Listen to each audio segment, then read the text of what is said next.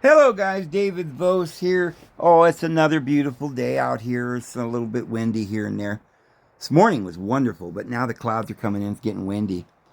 But huh, I better not complain because summer's coming, and it might get pretty hot. But I don't mind it when it's hot. Too bad.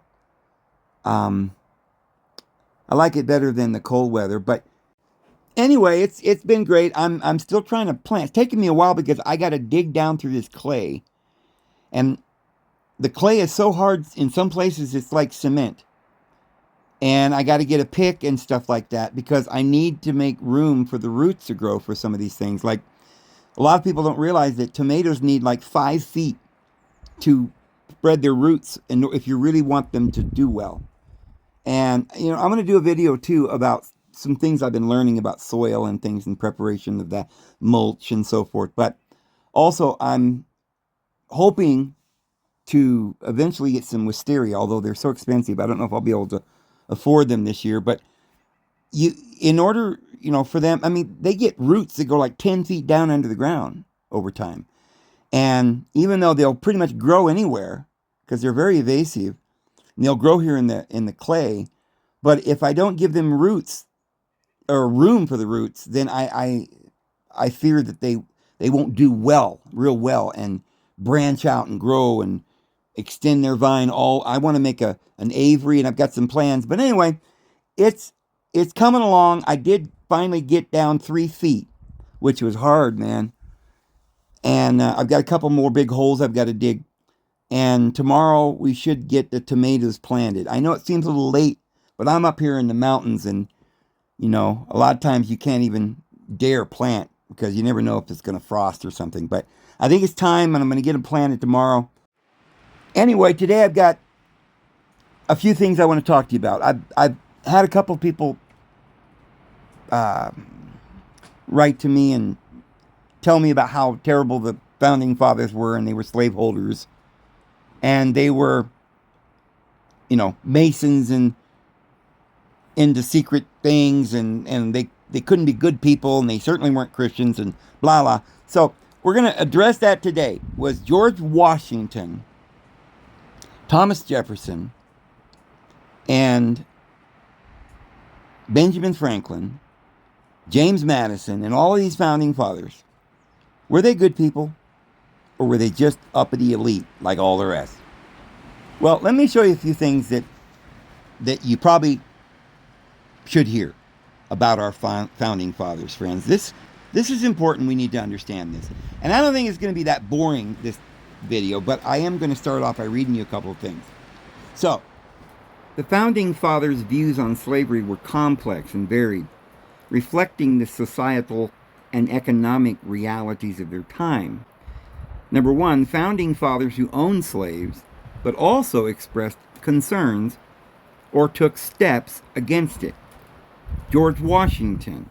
While a slave owner, Washington privately expressed a wish to see slavery abolished and even made provisions in his will to free his enslaved people upon his wife's death. Thomas Jefferson owned slaves, and while famously writing, "All men are created equal," in the Declaration of Independence, he also recognized slavery as a moral wrong and a potential threat to the nation's future. He proposed gradual emancipation and an end to slavery in his notes on the state of Virginia. James Madison. Similarly, Madison, despite being a slave owner, recognized slavery as a dishonorable practice and devised emancipation schemes. Benjamin Franklin. Franklin owned slaves early in his life, but later became a staunch abolitionist, even serving as president of the Pennsylvania Abolition Society. Two founding fathers who opposed slavery and did not own slaves. John Adams. Adams opposed slavery, stating that he had held the practice of slavery in such abhorrence that he had never owned a Negro or any other slave. Samuel Adams also opposed slavery and was not a slave owner. Thomas Paine. Paine was a vocal critic of slavery, writing against it and advocating for its abolition. Alexander Hamilton.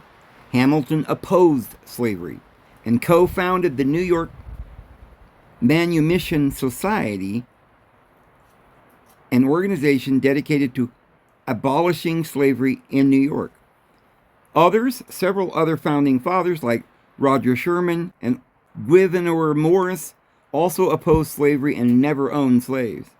In conclusion, the founding fathers held diverse and sometimes contradictory views on slavery.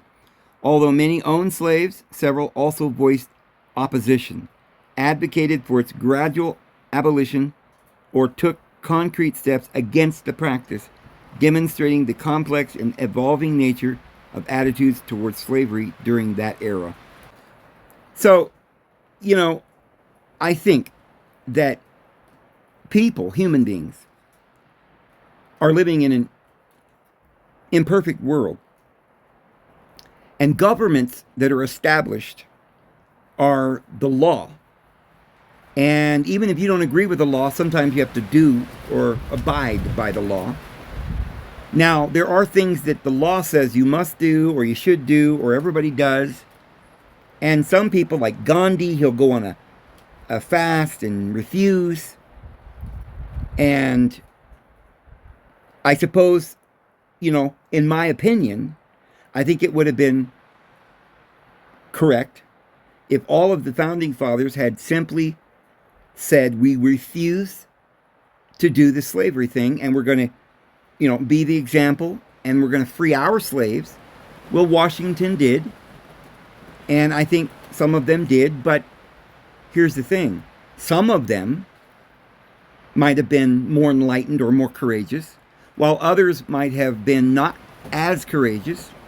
And you have to understand that the politics, there were many people who were not so Christian, not so wonderful in their heart. And they had views.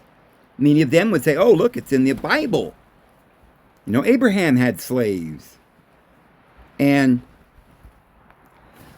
interpreting history, interpreting scripture and morals is a very complex thing.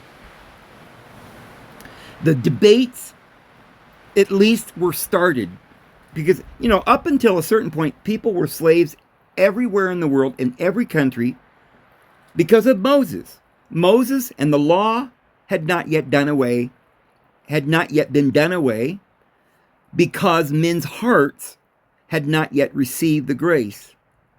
And if the majority of the vulgar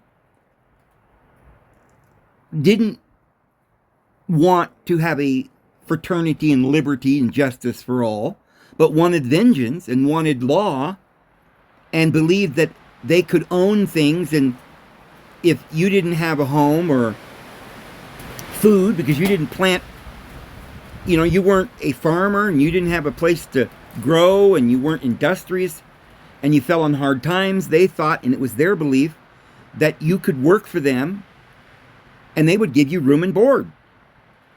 They thought they were doing you service. And they went to the law of Moses and they said, hey, this is the way it is.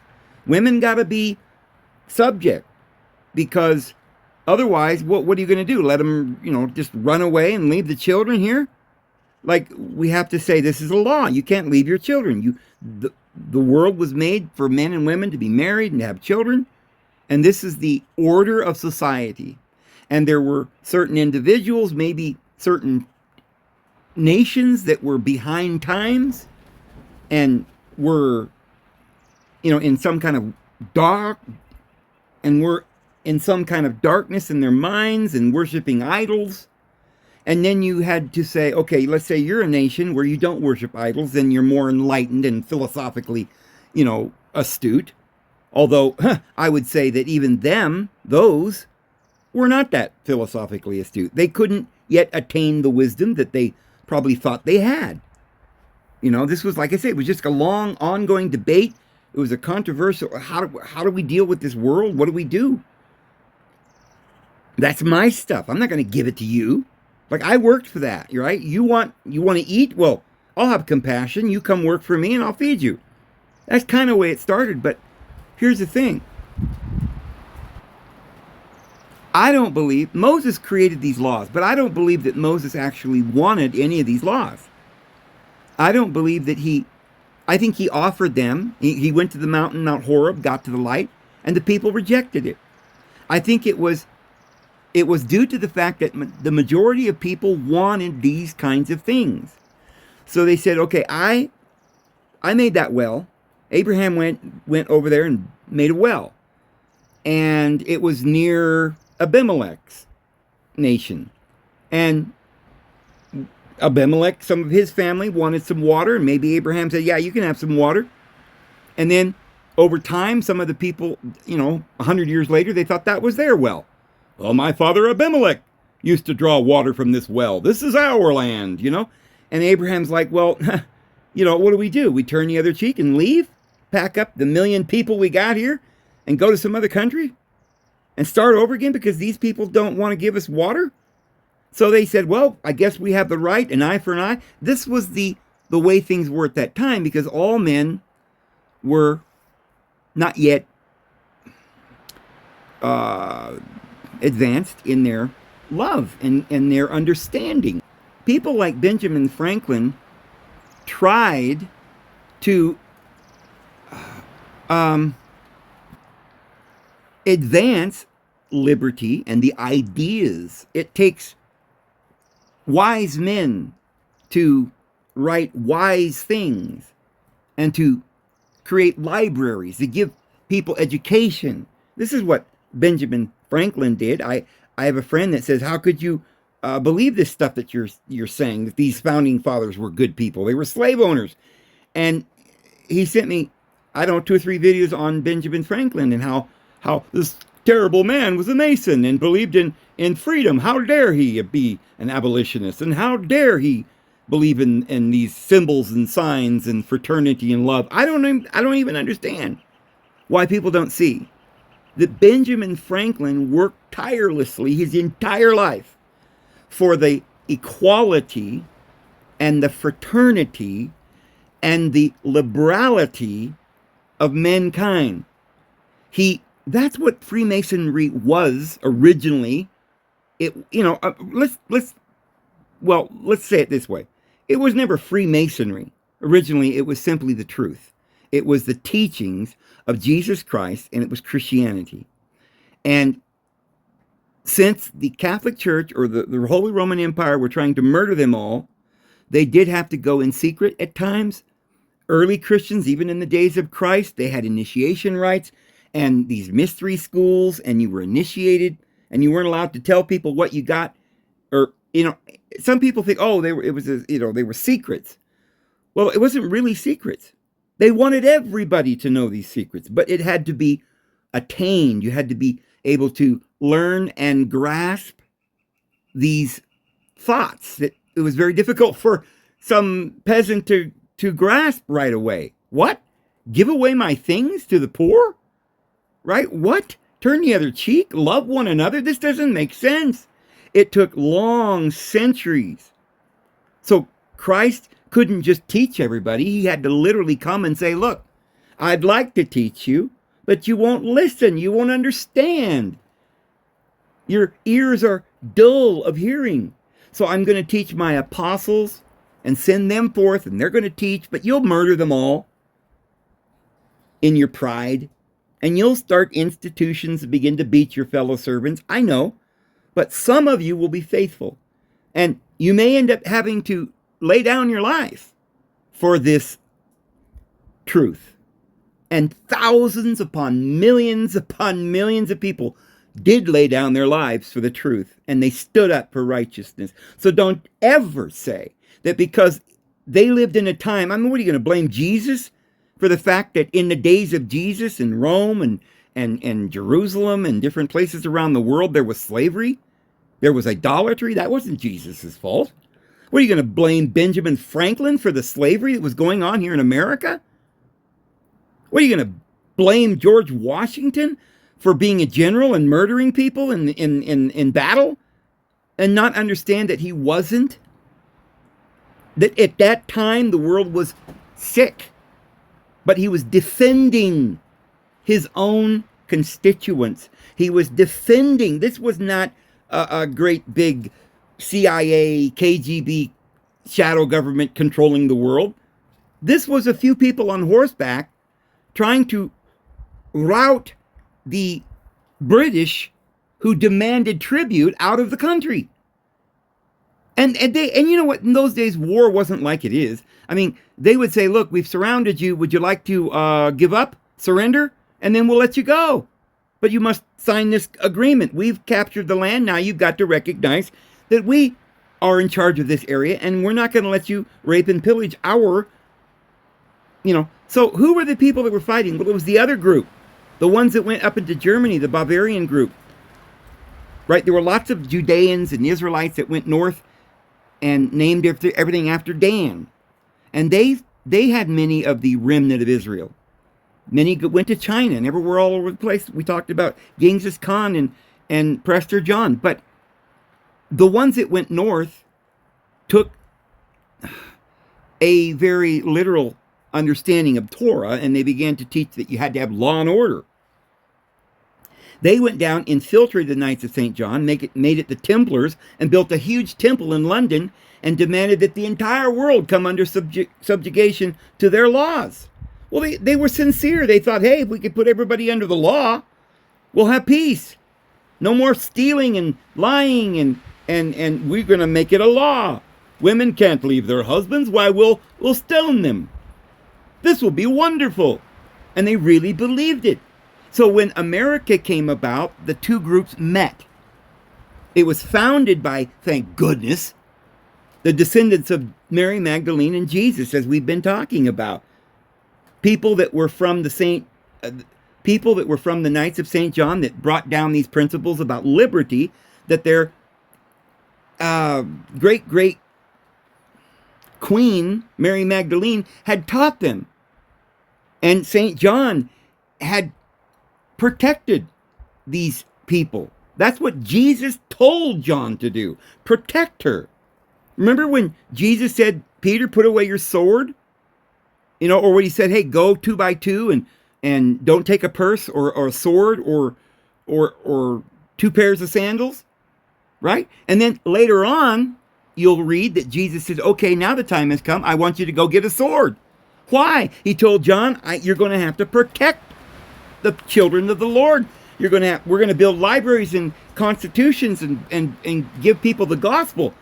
And when we do these things and build cathedrals where we can sit and teach these grand truths that need to be taught in illustrations and dramas, and we have to sit down and we have pews and we'll have discussions, and right, I could teach a bunch of people and then they would all die, and then all these truths that I would teach people would get lost because the wicked would come in and kill everybody. So he says, write it down, bury it in the ground if you got to, build great temples and have a priesthood, because you're not ready yet.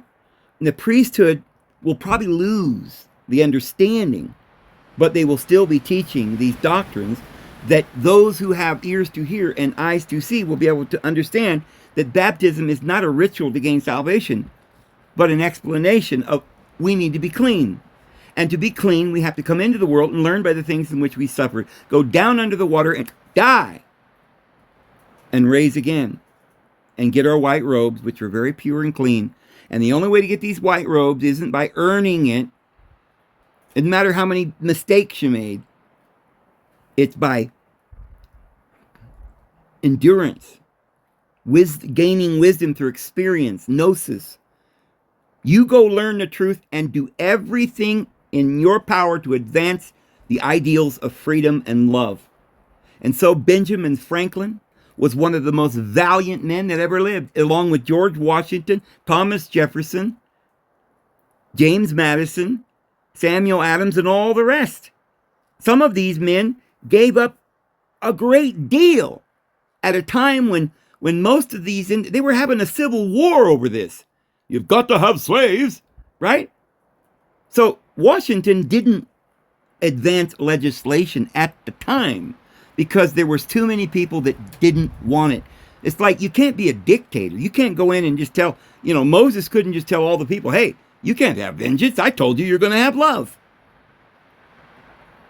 I don't know why people don't understand that they just came over from the Inquisition. They were being murdered because of what they believed. The first line of business for the founding fathers, who had been taught liberty and equality and fraternity, and secretly were trying to advance it, as Benjamin Franklin would build libraries where you could go and check out a book and take it back when you were done reading it.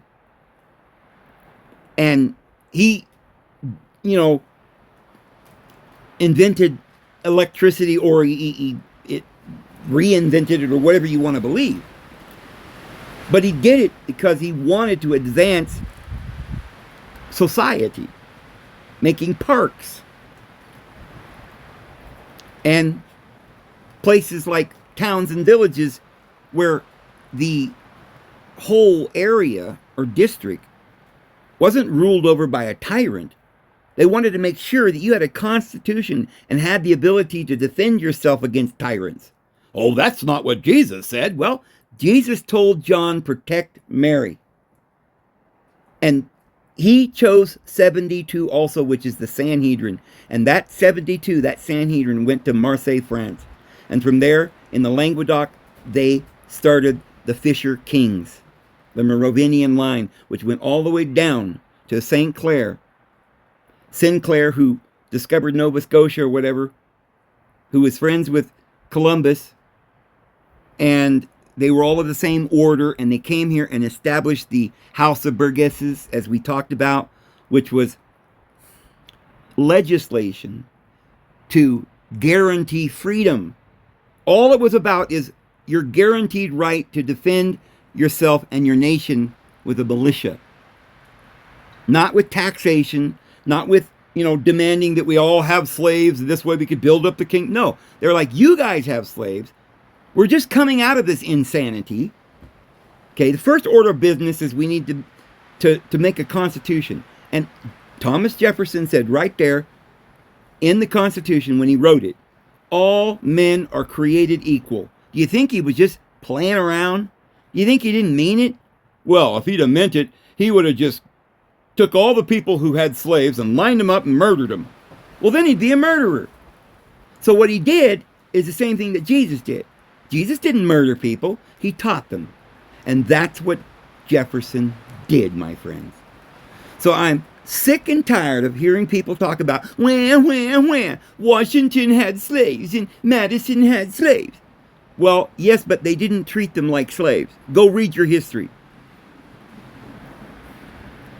They were coming out of that era, and maybe they didn't fully grasp it yet. After all, it was, a couple of 100 years ago. And we're moving and advancing forward, thank goodness, even with all the evil and corruption in the world.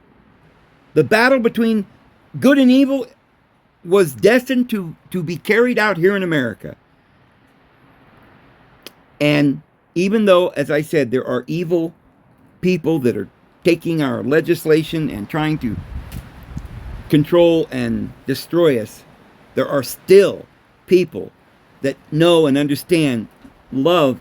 I bet you that not 1 out of 100 people that live in the United States, and probably in the world to this day, in this day and age, if you told them, here's a gun, now I want you to go over there to China and start shooting people, we're going to have a war, very few people would do it. And that's what, is such a sad thing to note, is that we have this thing in this country where we got this huge military, and a bunch of people that are living high on the hog are getting paid real well, running around with guns and badges, and they're all like, oh, I'm a patriot, blah, blah, blah, blah. I killed a bunch of those kooks.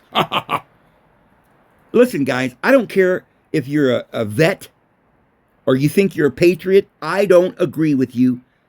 Now, I'm not saying that some of you who went to war and have, feelings that regrets and so forth, and you no longer believe in that.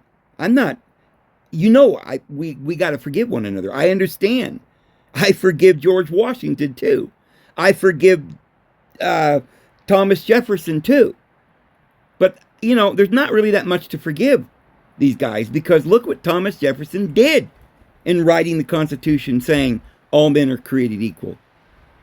And after all, it wasn't very long after that we did create laws of emancipation. And our president, Abraham Lincoln, gave his life for that. So don't tell me that these weren't heroes, our founding fathers.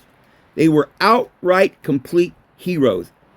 And every American, if they see you're walking along and you see a picture of Washington or Lincoln or Jefferson or Madison or any of these guys, or Franklin, you should stop and salute them and tip your hat and say thank you. Now, I'm not saying that we should, be thanking our CIA operatives and the FBI and this corrupt Mormon secret church with all these underground bases and this plan that they've got to take over the world through some kind of a psyop. Maybe their plan is to give us all these, crazy, like this thingy that we just went through for the last, what was it, in 2020, had to go through the thingy, right? Maybe they just did that as a psyop to get us to wake up. That's what some people would think. I don't believe that. I believe that there is a faction in our government that is trying to take us over and destroy the Constitution. And that faction can easily be seen in individuals like Albert Pike and Aleister Crowley, who entered in and infiltrated and started creating Jehovah's Witnesses and this, Brigham Young and Mormonism and the Satanic Church and all this NASA and stuff and the CIA and the FBI. Yeah, the Mormons run the FBI. They're traitors. Every time you see a Mormon, now remember, a lot of these Mormons don't know, they have no idea. They were raised in it. They're good people. They believe in Jesus. There's a lot of truth in their organizations. But they don't know that they're following an evil, wicked, terrible conspiracy of people underground in secret societies with secret combinations that Joseph Smith railed against. Joseph Smith condemned polygamy and this pedophilia that they got involved with, having women as young as 9, 10, 11 years old. Joseph Smith condemned slavery, and he gave his life for it. And yet a lot of you will say, "Ha, I don't like that Joseph Smith." On him. Why don't you find out who the man was and stop listening to what these secret, evil, wicked cults are telling you about our founding fathers? Because Joseph Smith was a founding father. And then there were those like Brigham Young and Albert Pike and Aleister Crowley that came in, and they had some backing because there's that other group, that Bavarian group from, they want to get you back under the law, right? They worship this Yahweh and they like slavery and they want all this evil, human sacrifices and all this from Yahweh. And since they weren't legally able to do that, and they don't want people to know that that's what this Torah is, they changed the name of it and called it Satanism. And now they practice it under that name. And the man who started Satanism's name was Levi. Yeah, Anton LaVey. The press secretary has the same name, Levitt. And many others in this country. Okay, but there are people who have descended from Israel that are now in all the world. Many of them don't even know who they are. They're all the nations. And there are some who still know who they are. Because blindness has happened to Israel, that the Gentiles may come in. But Judah still knows who they are, and the Levites. And most of the people who are lawyers and attorneys are from the Ashkenazi group up there who never accepted Christianity and hate Jesus Christ, who were zealous for the law and crucified Christ when he came the first time, and are trying to do it again because they want to go back to the system where they're the elite, they're the chosen, they own all the land, and you're the slave. And then people come along like Benjamin Franklin, George Washington, and Thomas Jefferson, and they do everything they can to advance the truth and declare the gospel among men. And you sit there and you pick them out to rail against. And I don't hear any of you railing against Satanism. You're all dressing up in dark Gothic, attire and putting green writing all over your body, and you're all attending some church like Jehovah's Witnesses or Mormons where you've got some secret combination and hidden things, and you think you're better than everybody. You just fellowship and expel people. That's just modern lynching.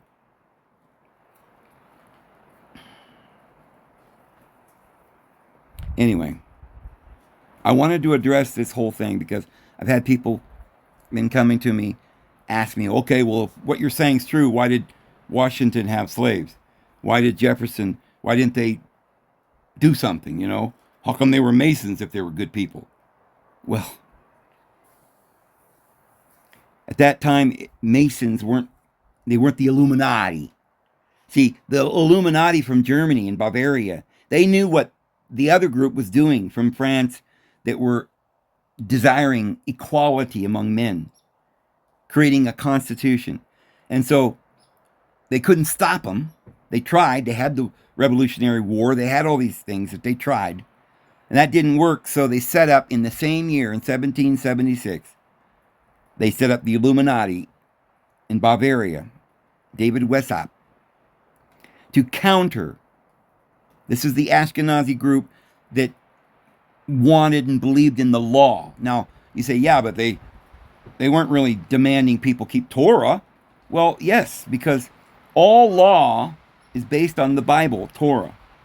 The laws of this world, the black robes and everything, the temples. You see, because, and it's funny, a lot of Christians will condemn Thomas Jefferson or something. Oh, he's too liberal, right? He didn't believe in the law, right? He wouldn't say that he wanted everybody to go to a church every day and get baptized and do all these rituals. No, he didn't, because he was wise. He had attained to some wisdom and knew some of the mysteries. And he knew that what Jesus was teaching was that each of us had to have his spirit in our hearts, and we had to form a brotherhood of love and forgiveness, a constitution of liberty and justice for all. And yet you condemn them and go and think, oh, Darwin, what a wonderful man from Bavaria, right? Oh, Freud, I'm going to go to university and get my degree and study Nietzsche. It says God is dead, right? I'm going to, we can't take that Bible too literally. There's probably no real purpose or plan. Jesus probably isn't coming back. Well, yeah, I believe in the principles of love and everything like that. But, I'm a Christian like everybody else. But, yeah, I'm going to go pursue the world and get my degree and become a lawyer and go throw some people in prison, right? I'm going to go and help the world, and I'm going to become a doctor. And I'm going to put little thingies in their arm, right? And I'm not going to tell anybody what's in there. Maybe some... we might have to sacrifice some babies, because we got to, of course, make these things with little baby tissues. But I won't say any more. But that's perfectly fine. I can't, it's not my fault, right? I don't make the law. I just enforce it. Now get down on your knees or I'll kill you. Right? I'm taking you to prison, buddy. Yeah, but I'm innocent. Well, that's not my problem. I'm just doing my job here. Right? Hey, I'm a judge. I'm under restraints. I've got to judge according to the law. Well, what does the law say? Well, because you had an ounce of cocaine in your possession, we're going to torture you in a torture chamber, slap you around, put some chains on you, and drag you around back and forth, right? And maybe lets you get abused in prison, and one day, no correction or anything. We don't believe in no correction. We got correctional facilities, but what's that? Well, that's just where you go and suffer for years and years and years in a cell and learn how to talk like I don't know, some smack, and put tattoos and join a cult in prison and come out and join a gang. That's what we'll do. That'll reform them. Yeah, we'll bring them over the border on purpose, and then we'll catch them and throw them in prison, right? Or we'll take the CIA and brainwash them and send them all over the country selling them dope, and then we'll put them in prison for it. You idiots, stop participating in this. Be a man and grow some cojones. Model your life after somebody like Benjamin Franklin or Samuel Adams. Or President Abraham Lincoln, who gave his life for this. Honor the men who like Gandhi, who had moral fortitude and refused this garbage. But no, you don't refuse nothing, right? You do your job. You go out every week and get plastered and go home and sleep with some other, oh, who are you? I don't know. Did we meet on Tinder? I don't know. But hey, I'm done with you now. Bye-bye. Right? I ain't got no time for this. I just saw a video, was it that Piers Morgan? I don't know if it was their latest video or whatever, just popped up in my feed. And they were talking about, surprisingly, all of a sudden it's become cool to believe that men and women should get married and have family, right? It was all about that. And there was this other woman on there that thought, no, she was a feminist, and she thought that men were all bad. She even tweeted out a couple times that all men should die or something. And the whole crew, like, I think there was, along with Piers Morgan, there were 3 other people that ganged up on this woman and humiliated her and yelled, just arguing, blah, blah, blah. You couldn't hear anything for all the arguing. And this woman was like arguing that women should take their kids and put them in daycare and have the government take care of them. Who cares about what they're learning? That propaganda. She didn't understand the whole philosophical thing that was, happening. She's like, well, women have got to do this because if they get stuck with a man and then he leaves her, then she ain't got no way to make a living. Well, that's a good point. All right. But the reason it got to this point where men don't care about women and just leave them is because society makes women prostitutes. That's basically what it is. So if you don't want to be a prostitute, I guess you got to go and get a job and get a career and send your kids to the government, right? Because you sacrifice your children in this equation. Why? Because you can't find a good man that will love you. Well, maybe if we, all of us, the women and the men, would have some integrity and stop participating in this great experiment that they're doing, that the CIA is doing on mankind, where they're trying to tell men and women that they should just be single and date and send their kids to daycare, and everybody goes to work and just struggles to stay alive in some little white apartment, 9x6 prison, with a microwave and a television and a phone, and entertain themselves with TikTok and be lonely and eat poison and die. And go get your pharmaceutical drugs on the weekends. Hey, it'll be great. Don't you worry. This is the way it ought to be. And just because of that, people like this woman on the Piers Morgan show have come to the conclusion that you can't trust men, and men are all pigs, so, don't ever trust them. And don't get married, and together raise a family. Now, I didn't agree with everything that Piers Morgan was saying either, because I don't necessarily believe that there is some, like one of the guys who was on the show was like, yeah, men should be doing all the men jobs and women should do all the women jobs. Well, I don't know. Maybe. Let women do what they like doing. If women aren't as physically strong as men, then maybe if you got to go out and chop a tree down, let the man do that. I'm all for that. I'm not embarrassed to say that I think men are stronger. The Bible says that men or that women are the weaker vessel. Now, what is, I mean, Christians for years have been saying, oh, well, that means that women are inferior. No, it means that their vessel is weaker.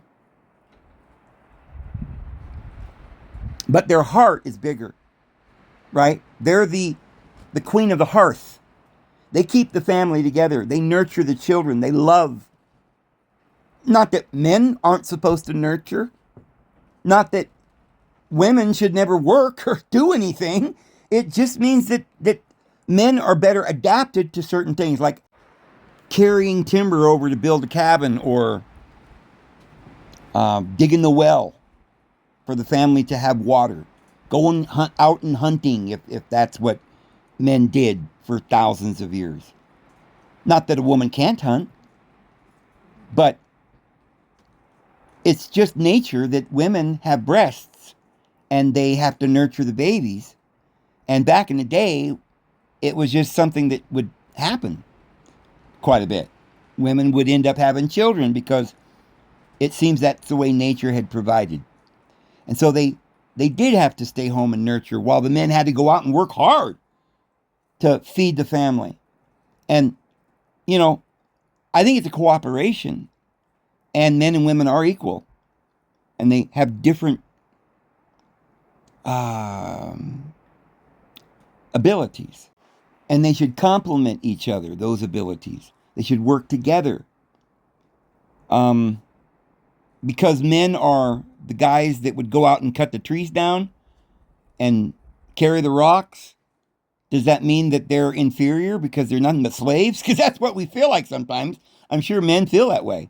My dad used to work so hard, I thought he was John Henry. Like, I don't even know how he could have done it. Some of the things that he used to do, logging timber and working in the oil fields and working in sawmills and picking fruit and different things, construction. And I don't even know how he did it. It was like a slave is what he was.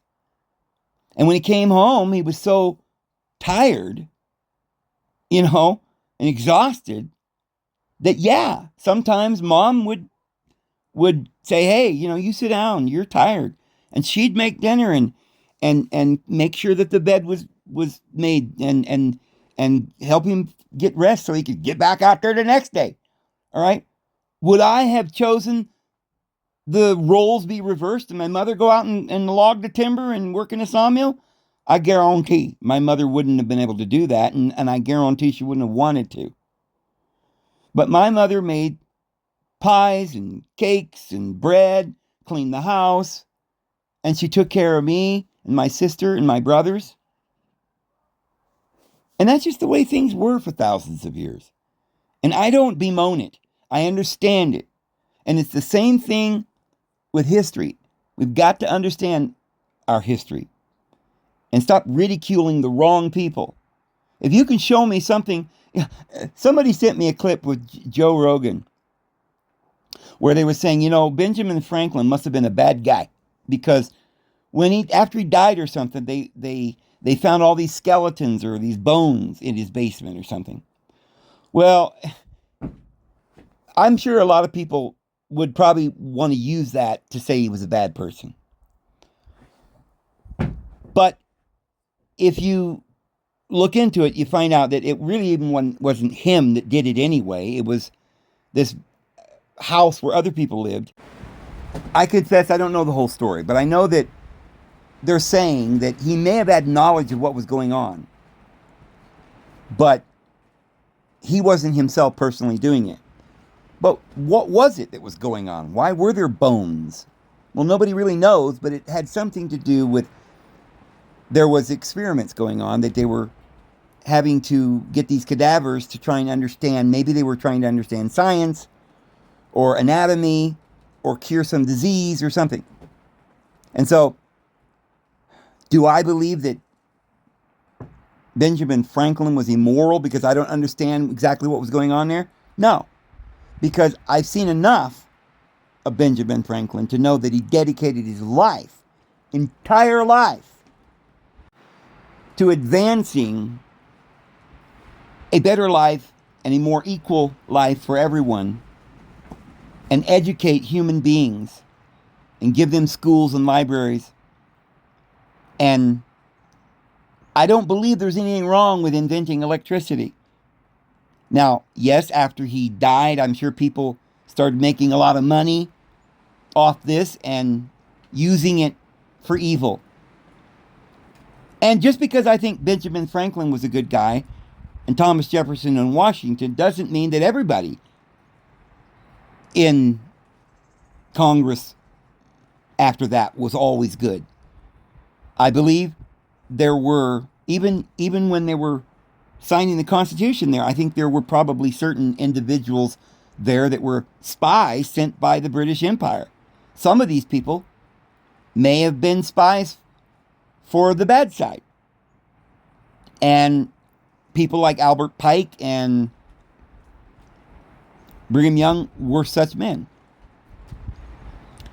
And later on, with groups like, now we don't know for sure, but it appears that the bad guys couldn't take down Jefferson and Washington and Adams and all the rest.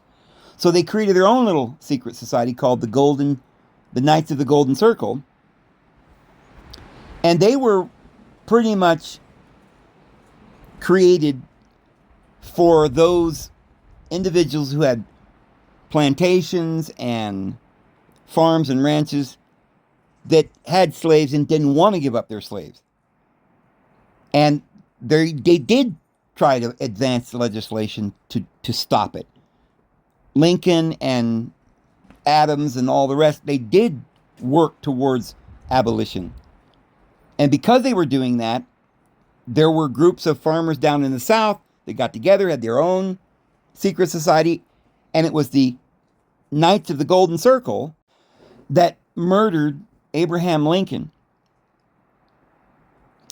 And the guy that murdered Abraham Lincoln, that supposedly shot him, was a member of the Knights of the Golden Circle, as well as other presidents. So anything that you don't like that happened in this country happened because of men like that who was trying to take over our government like they did in Britain years before that. Nathan Rothschild went in and took over the parliament and changed their laws.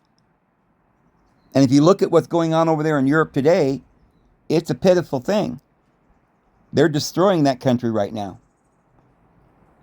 And they tried to destroy this country. And we'll just have to wait and see. But I do believe that we are right now in the last battle, and the last battle is a spiritual battle. And that's why the founding fathers set up the Constitution. Now you guys have the right. You have the right to speak up. You have the right to abstain. You have the right to free speech, which is probably the most important thing you'll ever have. And if you don't use that and speak out, and you have the right to learn, not to go to some university and learn about God is dead, and we all came from a pollywog.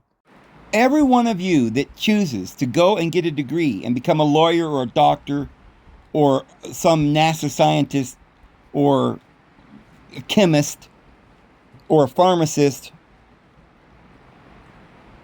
you're pursuing your own materialistic desires, and you don't care.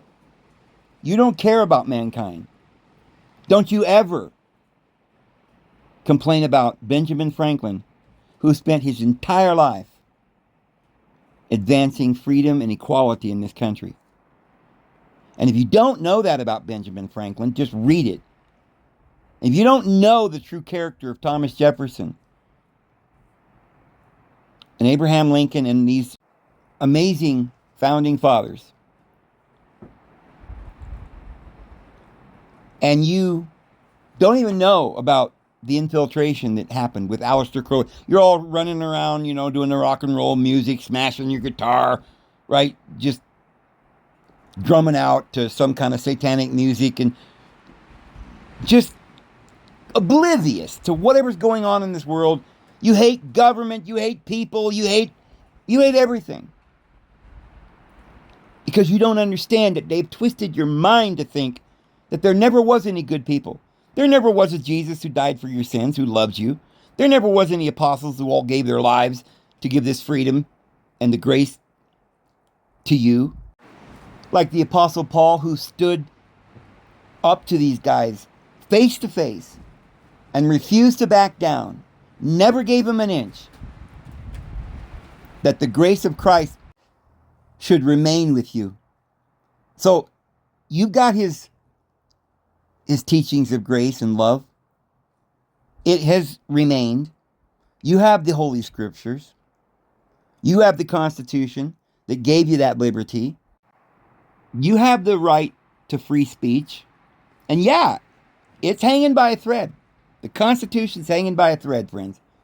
And you know why? Because people like you don't stand up for it. What do you want? You want the world to go back to the law and we'll start having lynch mobs, and we'll bring back the death penalty, and we'll court-martial everybody and condemn everybody and close down all the borders, and hey, this ain't a country of bring all you're tired and you're thirsty and you're hungry, right? No, look, you got to understand there's a difference between purposely bringing over terrorists into our country, giving them money and putting them up in hotels, and then, keeping our people down with drugs and then putting them in prison. Look, get this straight. We need to be an example for the rest of the world. The whole world's a big world. We should let people travel and see their families. We shouldn't demand that they have a passport or a driver's license. The same Christians who don't like driver's license and be told what to do, they're all for these passports and visas and taking people that were brought over here and lived here all their life, but with that, it's not legal. We'll just take them and put them on a helicopter, take them to El Salvador, drop them off somewhere and let them put them in a dark prison somewhere. We don't care. Look, think about what you're being corralled into, these ideas. You didn't like the liberalism so bad that now you're willing to let Hitler come into the country and start making some kind of a Auschwitz for the whole world. We got to crack down and get back to where America was great again. Well, America was great in the days of George Washington and Thomas Jefferson and Benjamin Franklin. But we don't like them guys.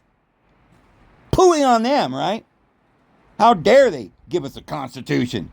They're probably the bad guys, right? But I don't hear anybody saying, look, the bad guys, they've infiltrated our country with people like Aleister Crowley. Remember, all of his students ended up founding other organizations that were like Satanism or NASA or do you know that? I tell you guys this all the time, but Jack Parsons created the whole rocket industry, and that's what led to, NASA and all this science. But these guys were agents. Aleister Crowley was a double or a triple agent for the CIA and British intelligence and German intelligence. And he was sent here to create a secret cult to develop Satanism, rock and roll craziness and propaganda for the children in Hollywood, and rockets and military and the CIA and the FBI and all of this. Brigham Young went one way and Aleister Crowley went another, and Albert Pike and his Ku Klux Klan and infiltrating the Democratic Party and all that. The whole country now is so infiltrated with evil. And these secret societies, probably all of them, have been corrupted and are evil now. And we can't depend on brotherhoods or churches or religions, but that's the way the Lord provided the end times for us, that we've learned our lessons now, and it's time that we're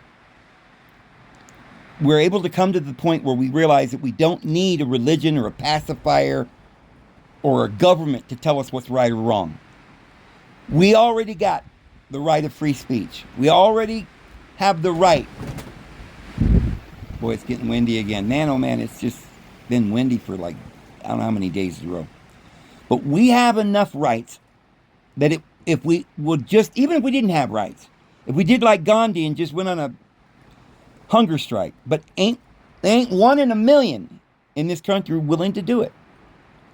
And we need enough people to know the truth. And I think that there are a number of people, because of our history, and there have been a lot of bad things and wars and everything, but a lot of us have learned some things. And most of us now are ready to say, look, we've had enough. We need to stand together, and the best thing we can do is understand that this world's passing away. And go and tell our neighbor. We have to stand in our integrity and love people. And maybe through our exceptional love and our endurance for what is good, we can snatch some of these people out of the fire. But in so doing, stop denigrating the people that gave us this liberty. You might as well denigrate the apostles themselves. Because I dare say that these individuals, some of the founding fathers, were themselves as great a men as there ever were on this earth. I think if you went back to the days of Abraham, who was a great man in his day and yet owned slaves, or Moses' day, or the days of Rome, or the Dark Ages or whatever, you would not find as much enlightenment as there is today. Now, I know there's a lot more people today, but the average person today is more enlightened than anyone in any generation since time began and we were thrown out of the garden. And that's why we're down to the point here where this is the day of judgment. This whole system, this has been a schoolmaster that led to Christ. It's been a teaching process. This classroom's about to be over. It didn't fail, but it parsed human beings and gave us opportunity to excel or to fail. And those who are not valiant and did not have love deep in their heart and did not have ears to hear, many of them will fail this class. But don't worry, because the Lord loves everyone and he disciplines those whom he loves. And the Bible teaches that they will simply have to take the course over again. But make no mistake, if we do not get out of this particular world that we're living in, and that doesn't mean denigrate the apostles or the founding fathers and not appreciate the Constitution and our liberty and the opportunity that we have to speak the gospel freely. But there is coming a time when that might be a little bit harder to do, because dark forces are taking over. The devil has come down to you, having a short time to deceive the entire inhabited world. And part of his deception is to get you to hate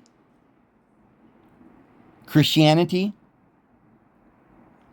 our Constitution, our liberties, and everything that was good, and completely forget about these Satanists running the world. Nobody ever blames them or understands where all this evil came from. Anyway, we're almost an hour. I'm going to leave it there. You guys, the Lord loves you so very much.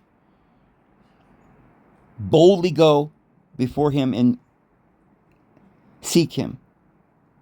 He loves you.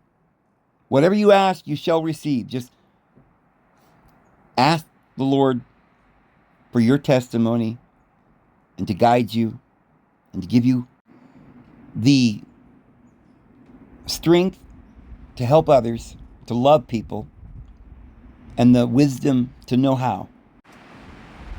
So I'm going to go ahead and go. His peace and his grace will be with you guys. We'll see you tomorrow. Have a good one.